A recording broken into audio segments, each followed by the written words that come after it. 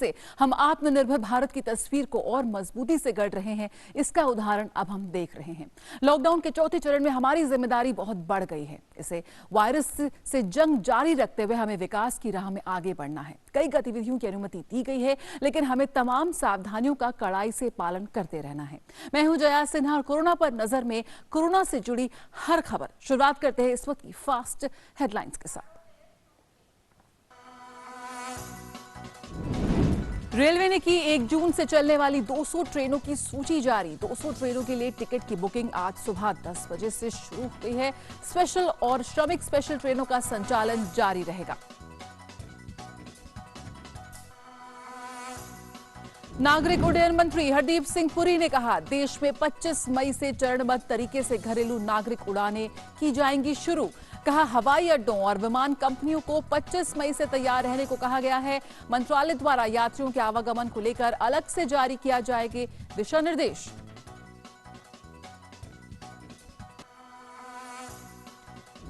वंदे भारत अभियान के दूसरे चरण के तहत भारतीयों का लौटना जारी। कल खाड़ी देशों से 9 विमानों के जरिए करीब 1500 भारतीयों को लाया गया स्वदेश। सऊदी अरब, यूएई, ओमान, कुवैत और कतर से लौटे भारतीय देर रात ओमान से उड़ा विमान केरल के कालीकट पहुंचा।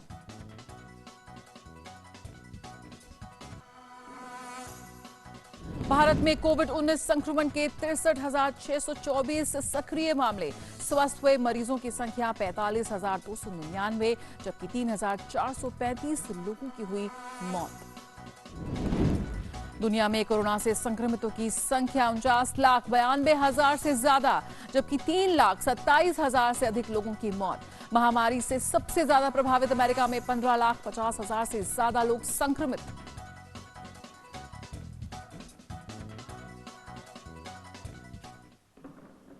और शुरुआत इस वक्त की सबसे अहम खबर से। जी हां, रेलवे ने 1 जून से चलने वाली 100 जोड़ी ट्रेनों की सूची जारी कर दी है। इन ट्रेनों के लिए टिकट की बुकिंग आज सुबह 10 बजे से शुरू हो गई है। टिकट की बुकिंग केवल IRCTC की वेबसाइट या ऐप से ही होगी। इन ट्रेनों के अलावा 1 मई से चलाई जा रही श्रमिक स्पेशल ट्रेनों और 12 मई से चलाई जा रही स्पेशल ट्रेनों का संचालन जारी रहेगा। इन चलाई जा रही ट्रेनों में मुसाफिरों के लिए फेस मास्क और आरोग्य सेतु की बाध्यता के अलावा सोशल डिस्टेंसिंग के नियमों का पालन करना भी जरूरी है।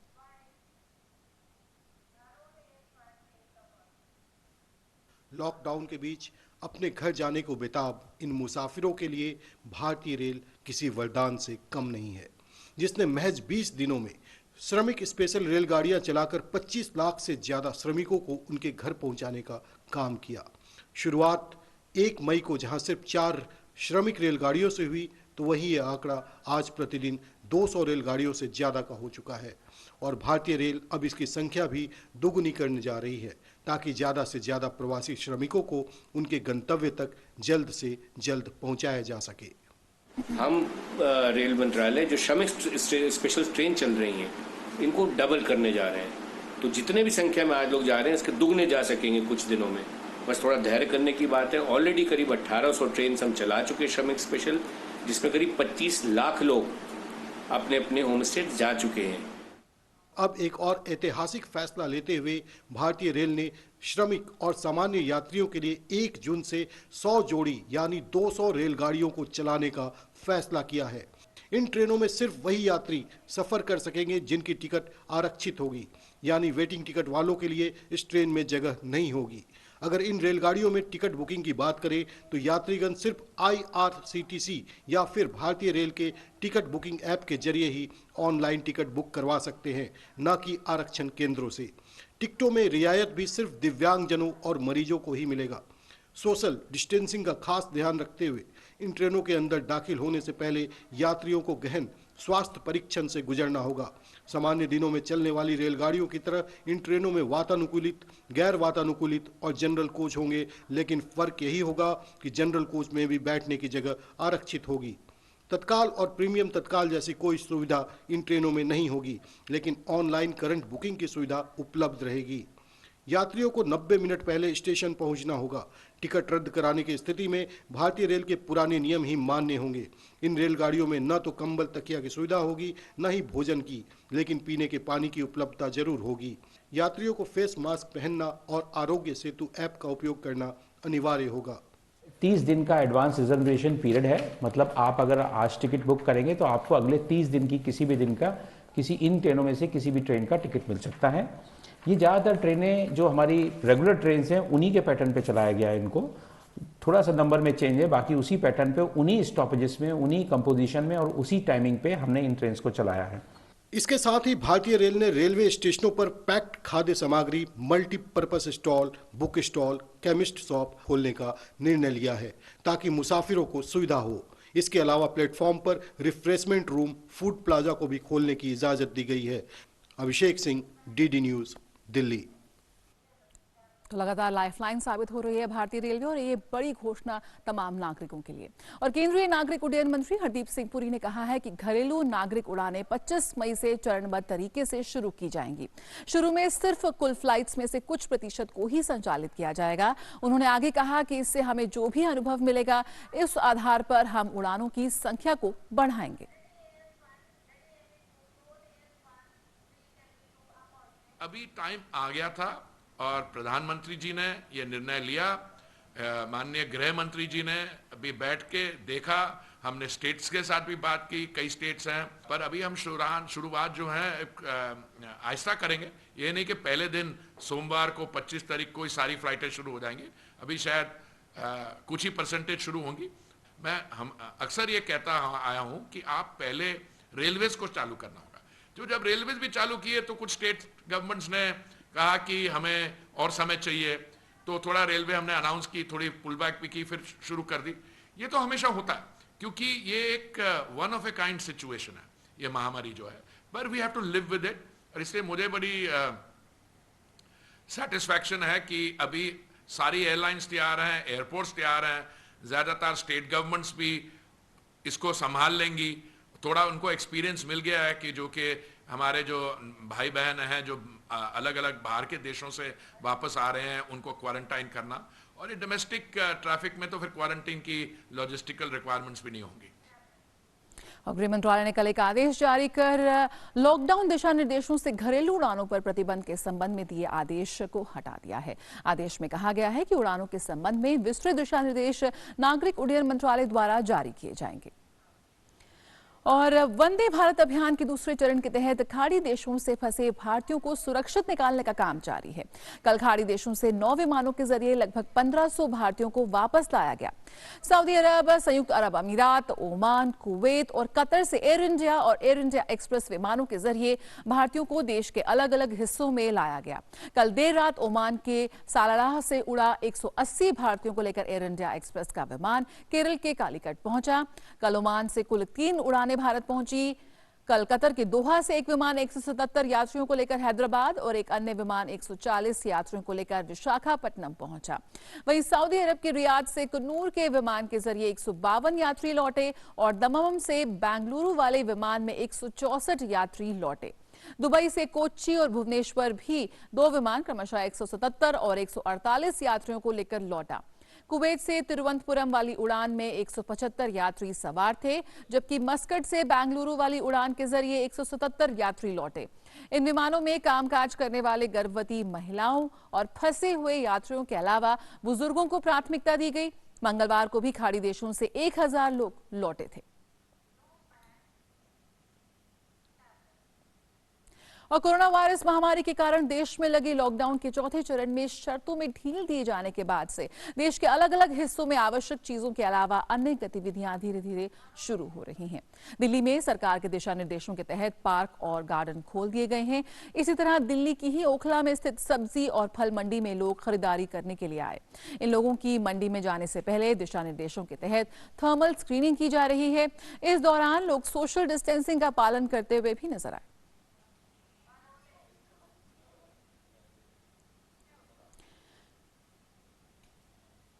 इसी तरह आंध्र प्रदेश में राज्य परिवहन निगम ने आज से आंशिक रूप से राज्य के भीतर ही अपनी सेवाएं शुरू कर दी हैं। विजयवाड़ा के पंडित नेहरू बस स्टेशन पर लोग बसों में सवारी करते हुए नजर आए। राज्य के कृष्णा क्षेत्र के 38 मार्गों पर आज 106 बसें चलाई जा रही हैं।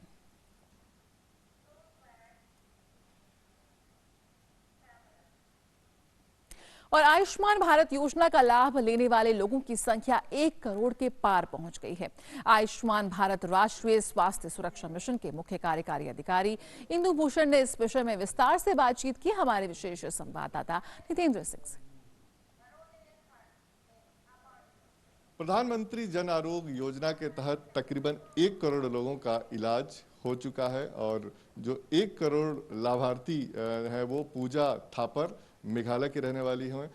इस वक्त हमारे साथ है आयुष्मान भारत के सीईओ डॉक्टर इंदु भूषण। इनसे जानना चाहेंगे कि कैसे 2 साल के कम अंतराल पे आपने इस अचीवमेंट को सफल तरीके से अंजाम दिया और कितनी आपको चैलेंज का सामना करना पड़ा। हम लोगों ने 1 करोड़ ट्रीटमेंट आयुष्मान भारत के अंतर्गत पूरे किए और ये 2 साल से कम के अंतराल में हुआ और इसमें पूरी की पूरी जो टीम है और सारे स्टेट्स हैं उनने सब ने मिल के काम किया इसमें, तो इसका श्रेय सारे स्टेट्स को ही जाता है।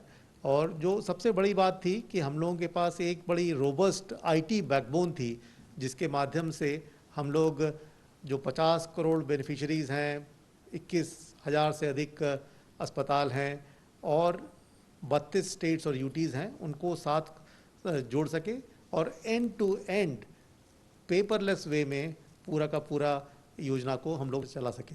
5 लाख का बीमा मिलता है, स्वास्थ्य बीमा मिलता है और तकरीबन 10 करोड़ से ज़्यादा परिवार को इसका लाभ मिल रहा है। आपको क्या लगता है कि जो पोर्टेबिलिटी की जो एक मुद्दा है जिसमें अगर कोई एक जगह से दूसरी जगह जाता है तब भी वो वहाँ पर दूसरे राज्य में इलाज कर सकता है, इसका कितना बेनिफिट मिला? जो हमारी योजना है उसमें पोर्टेबिलिटी एक बड़ा अहम फीचर है और इसमें अगर आप बिहार के हैं, यूपी के हैं, एमपी के हैं और कहीं बाहर काम कर रहे हैं और एलिजिबल हैं तो कहीं भी किसी भी इम्पैनल्ड अस्पताल में आप उपचार ले सकते हैं और 1 लाख से अधिक लोगों ने इस तरह का उपचार लिया है। कैमरामैन एके के साथ नितेंद्र सिंह, डीडी न्यूज़, दिल्ली। और आइए अब बात कर लेते हैं कि इस वक्त भारत में कोरोना की स्थिति क्या है। तो स्वास्थ्य मंत्रालय के अनुसार भारत में कोविड-19 के सक्रिय मामले की संख्या बढ़कर 63,624 हो गई है और इसी के साथ स्वस्थ होने वाले मरीजों की संख्या भी बढ़कर 45,299 हो गई है। कोविड से भारत में अभी तक 3,435 लोगों की मौत हुई है। और कोरोना के खिलाफ जारी जंग से जुड़ी जमीनी हकीकत से जुड़ी कुछ खास रिपोर्ट्स देख लेते हैं।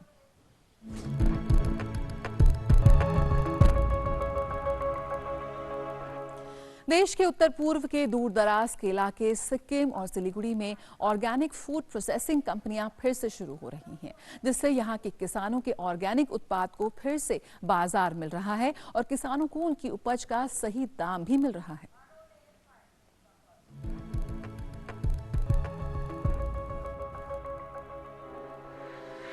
कोरोना महामारी में लॉकडाउन के दौरान अब फूड सेक्टर से जुड़ी स्टार्टअप कंपनियां फिर से काम शुरू कर रही हैं। देश के उत्तर पूर्व के दूर दराज के इलाके सिक्किम और सिलीगुड़ी में ऑर्गेनिक फूड प्रोसेसिंग की एक कंपनी सभी जरूरी प्रक्रियाओं का पालन करते हुए काम कर रही है, जिससे यहाँ के किसानों को ऑर्गेनिक उत्पाद को फिर से बाजार मिल रहा है और किसानों को उनकी उपज का सही दाम भी मिल रहा है। हम किसानों को ट्रेनिंग देते हैं और मार्केट एक्सेस प्रोवाइड करते हैं। सीधे किसानों से खेत से माल खरीदकर हमारे यूनिट में आता है, जहां आधुनिक मशीनों द्वारा उसकी वॉशिंग होती है और हर्ब्स को हमारी इनोवेटिव टेक्नोलॉजी द्वारा डिहाइड्रेट किया जाता है, जिससे कि उसमें अरोमा, फ्लेवर और एसेंशियल ऑयल बरकरार।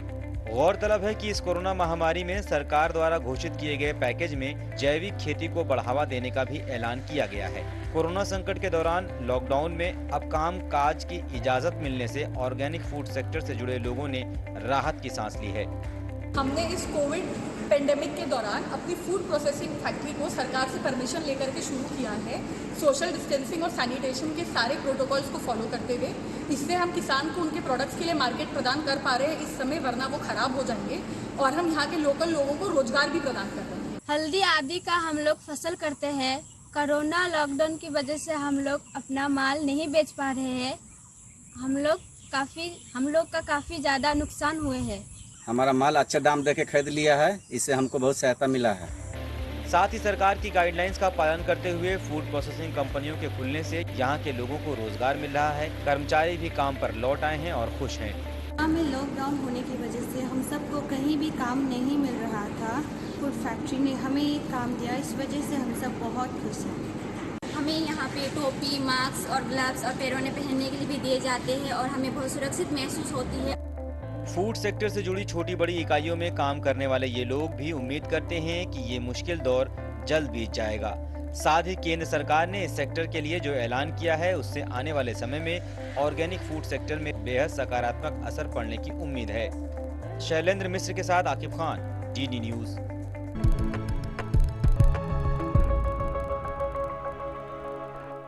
बढ़ावा, साथ ही साथ आत्मनिर्भर भारत की भी बेहद खूबसूरत झलक। और लॉकडाउन में ई-नाम पोर्टल किसानों के लिए वरदान साबित हो रहा है। रांची की महिला किसान किरण खलखो ने पोर्टल के माध्यम से तरबूज की ऑनलाइन बिक्री की थी और उन्हें काफी मुनाफा भी हुआ।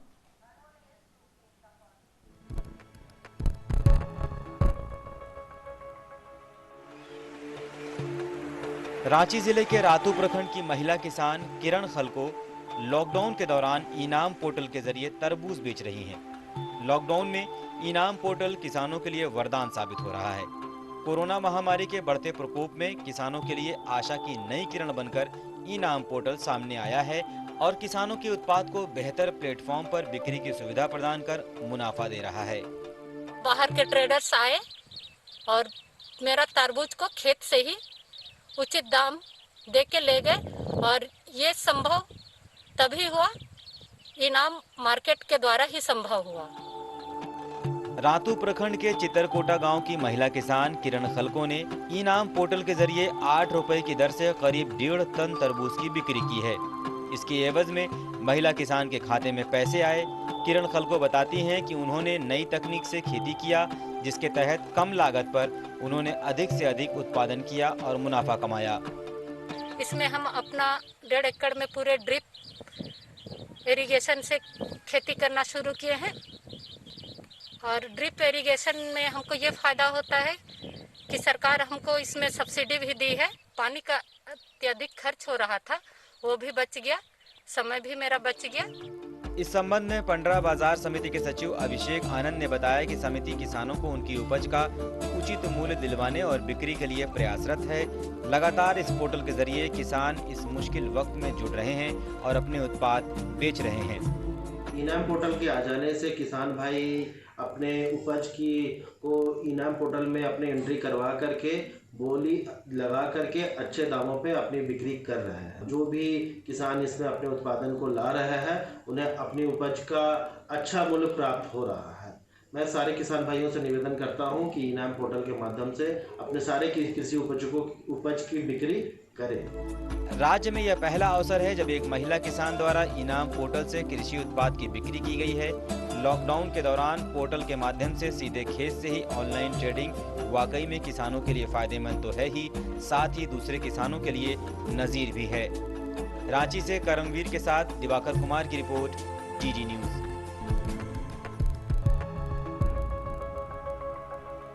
तो ये महिला किसान सभी के लिए एक मिसाल पेश कर रही हैं। और इस कोरोना काल के बीच भी कई राज्यों से कुछ अच्छी पहल सामने आ रही है। आइए वो देखते हैं।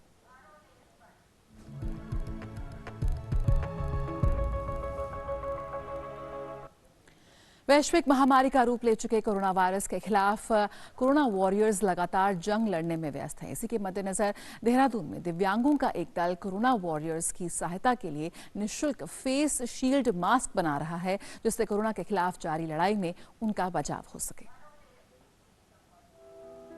इस वक्त कोरोना महामारी से पूरी दुनिया में हाहाकार मचा हुआ है। कोरोना वॉरियर्स इस महामारी से निपटने में अपना सहयोग दे रहे हैं। देहरादून में दिव्यांगों का एक दल है जो कोरोना वॉरियर्स से कम नहीं है। दिव्यांग दल के ये दिव्यांग नौटियाल कृत्रिम अंग केंद्र में भारी तादाद में मास्क और फेस शील्ड तैयार कर रहे हैं, जिन्हें कोरोना वॉरियर्स को भेजा जा रहा है। काफी लोगों ने हमारे साथ इस बार जो है कोविड-19 के लिए जो है मास्क और ये फेस शील्ड बनाने का एक बीड़ा उठाया है कि हम भी अपनी तरफ से जो है कोविड-19 के लड़ाई में जो हमारे कोरोना योद्धा हैं, चाहे वो पुलिसकर्मी हैं, हॉस्पिटल्स में जो नर्सिंग स्टाफ है या डॉक्टर्स हैं, उनके लिए हम फेस शील्ड और ये जो मास्क हैं यहाँ पे अपने सेंटर पे बना रहे हैं और उनको जो है फ्री ऑफ कॉस्ट। इस केंद्र में अभी तक पुलिसकर्मियों, डॉक्टर्स, मीडिया कर्मियों सहित कई कोरोना वॉरियर्स को फेस शील्ड और मास्क भेजे गए ताकि कोरोना वॉरियर्स इस महामारी से निपट पाएं। दिव्यांगों का कहना है कि उन्हें कोरोना वॉरियर्स के लिए काम करने में बेहद खुशी मिलती है, लिहाजा वे सुबह से शाम तक मास्क और फेस शील्ड बना रहे हैं। हम लोग देख रहे हैं कि हमारे कोरोना योद्धा जिनके ऊपर की बहुत बड़ी जिम्मेदारी आ चुकी है समाज को सुरक्षित रखने की, लेकिन कहीं ना कहीं मन में ये भी डर व्याप्त है कि अगर कोरोना योद्धा संक्रमित हो गए तो उनकी देखभाल कैसे होगी। तो यही सोच के डॉक्टर विजय कुमार नौटियाल जी के मार्गदर्शन और निर्देशन में हम लोगों ने हमारे एक टीम बनाई और हमने ये सोचा कि क्यों ना हम फेस मास्क शील्ड बनाकर अपने योद्धाओं को दें ताकि जब वो समाज के बीच में जाए तो जो ये संक्रमण है इससे उनकी रोकथाम हो सके और बचत हो सके। गौरतलब है कि कुछ दिव्यांग अच्छे खासे ओहदों पर हैं, लेकिन महामारी के इस दौर में भी वो समय निकालकर फेस शील्ड तैयार कर रहे हैं। हमने एक सस्ता, टिकाऊ और मजबूत और रीयूजेबल जो कि हर आदमी को हम फ्री ऑफ कॉस्ट बना करके अपने श्रम से इनको दे रहे हैं ताकि इस महामारी में हम उनकी कुछ थोड़ी बहुत जो हमसे हो सकती है वो मदद कर सकते हैं और समाज के उत्थान के लिए जो भी बन पड़े वो करें। ये दिव्यांगजन इससे पहले भी हेमकुंड साहिब, केदारनाथ, गौमुख जैसी कई साहसिक पैदल यात्राओं को चुनौती के साथ पार कर चुके हैं, लेकिन इस बार उनका मकसद बड़ा है क्योंकि कोरोना महामारी से जूझ रहे कोरोना वॉरियर्स के जज्बे को सलाम करने के साथ साथ ये अपनी तरफ से भी सहयोग कर रही हैं। Bureau report, TT news. जी हाँ, इस जंग में सभी की जन भागीदारी बेहद अहम है और बेहतर इलाज और मजबूत जज्बे से स्वस्थ हुए हैं कई कोरोना विजेता। इनका अभिनंदन करें और पूरे सम्मान के साथ इनका हौसला बढ़ाएं और कोरोना के खिलाफ इस जंग को और मजबूत बनाएं।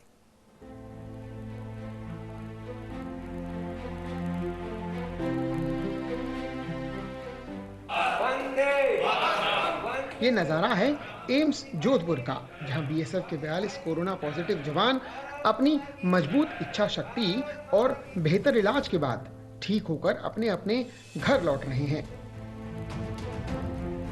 आप लोग देख सकते हैं कि करीब खुशियों के पल हैं CAPF referral hospital greater Noida के, जहां आईटीबीपी और बीएसएफ के 20 कोरोना पॉजिटिव जवान अब पूरी तरह से ठीक होकर घर लौट रहे हैं। तो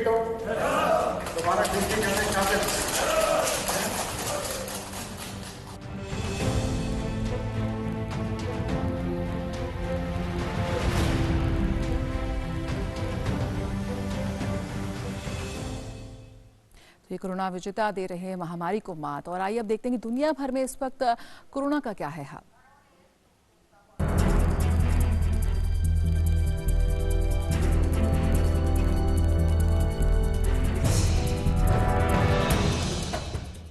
दुनिया में अब तक 49,92,000 से ज्यादा लोग संक्रमित हैं, जो 50 लाख के करीब पहुंचने वाली है।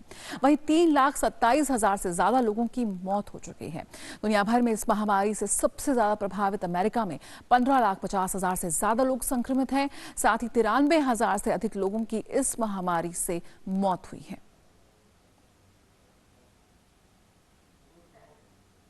ब्राजील की बात करें तो कोरोना वायरस का कहर तेजी से बढ़ रहा है। ब्राजील में संक्रमित लोगों की संख्या बढ़कर 2,91,000 से भी ज्यादा हो गई है।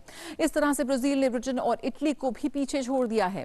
ब्राजील में इस वायरस से अब तक 18,859 लोगों ने अपनी जान गंवाई है। बुधवार को ही ब्राजील में 6,349 नए मामले सामने आए। ब्रिटेन के प्रधानमंत्री बोरिस जॉनसन ने कहा है कि कोविड-19 से संक्रमित लोगों के संपर्क में आए हुए संभावित लोगों का पता लगाने और उनका परीक्षण करने के लिए 1 जून से एक व्यवस्था तैयार हो जाएगी। संसद में प्रधानमंत्री ने कहा कि इसके जरिए इन ट्रैकर्स के जरिए एक दिन में 10,000 नए मामले ट्रेस किए जा सकेंगे, जबकि रोजाना 2 लाख जांच की जा सकेंगी। हालांकि ब्रिटेन में कोरोना वायरस संक्रमण के मामले 2.49 लाख हो चुके हैं और 35,786 लोगों की इससे मौत हुई है। इस बीच मैकडॉनल्ड ने ब्रिटेन में कल 32 रेस्टोरेंट में फिर से काम शुरू कर दिया है और ये सभी रेस्टोरेंट दक्षिणी इंग्लैंड में स्थित है। देश में जारी लॉकडाउन के दौरान कंपनी ने अपनी सभी शाखाओं को बंद कर दिया था। फिलहाल मैकडॉनल्ड को उम्मीद है कि वे जून के शुरुआत तक वे अपनी सभी ड्राइव थ्रू लेन्स भी खोल देगी। बात करें रशिया की तो रूस में बुधवार को संक्रमितों का आंकड़ा 3 लाख से ज्यादा हो गया। सबसे ज्यादा संक्रमितों वाले देशों की सूची में रूस अमेरिका के बाद अब दूसरे स्थान पर बना हुआ है। बुधवार को यहां 8,764 मामले दर्ज किए गए। वहीं रूस में कोरोना से 2,972 से ज्यादा लोगों की मौत हो गई। रूस में WHO की प्रतिनिधि मेलिटा वुनोविच ने कहा कि यहां मामले बढ़े हैं, लेकिन उन्हें भरोसा है कि अब स्थिरता का दौर आया है, मामले कम होते जाएंगे। तो वाकई ये आंकड़े बेहद डराने वाले हैं और हमारे लिए एक सबक भी है कि 2 गज दूरी है बेहद जरूरी। आत्मनिर्भर बनने के लिए बढ़ाए कदम, सकारात्मक रहें और अफवाहों से बचें, क्योंकि सावधानी ही बचाव है। आपको छोड़े जाते हैं 2 युवा कलाकार समायक और सुरमाया की अपनी सुरीली प्रस्तुति के साथ, जो सभी को आरोग्य सेतु को अपनाने का और आत्मनिर्भर बनने का संदेश दे रहे हैं। आरोग्य सेतु को बनाकर ढाल अपनी खुद बचें और साथ ही सबको बचाएं। नमस्कार।